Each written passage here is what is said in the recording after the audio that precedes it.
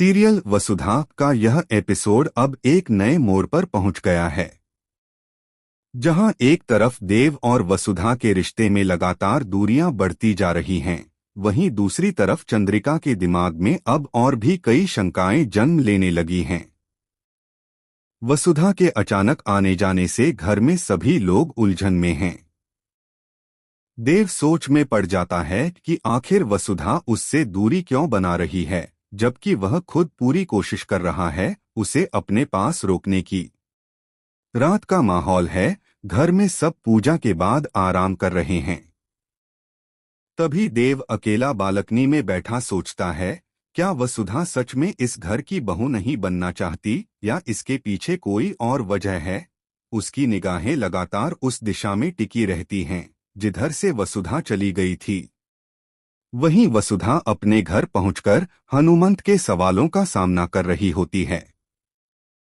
हनुमंत कहता है, वसु, सब ठीक तो है ना? तू इतनी जल्दी क्यों लौट आई? कहीं किसी ने कुछ कहा तो नहीं? वसुधा थोड़ी देर चुप रहती है, फिर मुस्कुराने की कोशिश करती है और कहती है, नहीं बाबा, बस थोड़ी तबीयत ठीक नहीं लगी इसलिए वापस आ गई। लेकिन हनुमंत के चेहरे पर अब भी चिंता साफ नजर आती है। वह जानता है कि उसकी बेटी कुछ छिपा रही है।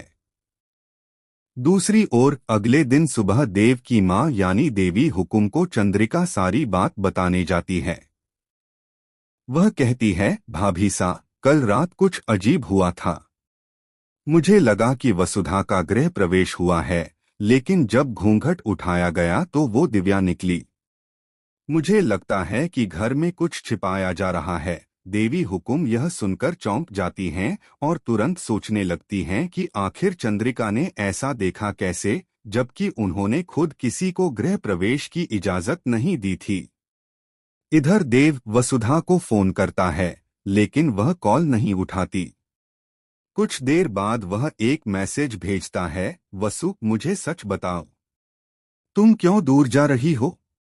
अगर कोई बात है तो मुझसे कहो। वसुधा मैसेज पढ़ती है, लेकिन जवाब नहीं देती। उसकी आंखों में आंसू आ जाते हैं। वह बड़बड़ाती है, काश तुम समझ पाते देव, मैं मजबूर हूं। लेकिन अब वक्त आने पर ही सब कुछ बताऊंगी। अब कहानी में नया ट्विस्ट तब आता है जब काकी फिर से देवी हुकुम के पास पहुंचती हैं और कहती हैं कि उन्होंने वसुधा को घर के बाहर किसी अनजान औरत से मिलते देखा है।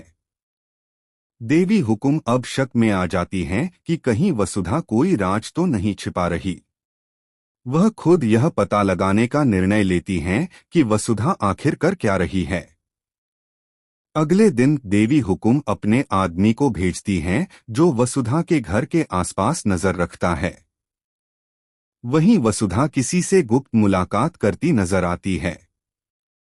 लेकिन जैसे ही वह व्यक्ति मुड़ता है, उसका चेहरा छिपा रहता है, जिससे दर्शकों के मन में रहस्य और गहराता जाता है कि आखिर वह कौन है जिससे वसुधा मिल रही है। इधर देव घर में बेचैन होकर घूम रहा होता है। वह कहता है, माँ, मुझे लग रहा है वसुधा किसी परेशानी में है।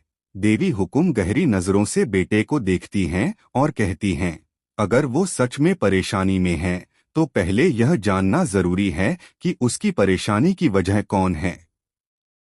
अब आने वाले एपिसोड में कहानी एक बड़ा मोड़ लेती दिखेगी, क्योंकि देव खुद अपने हाथों से वसुधा की सच्चाई जानने निकल पड़ता है।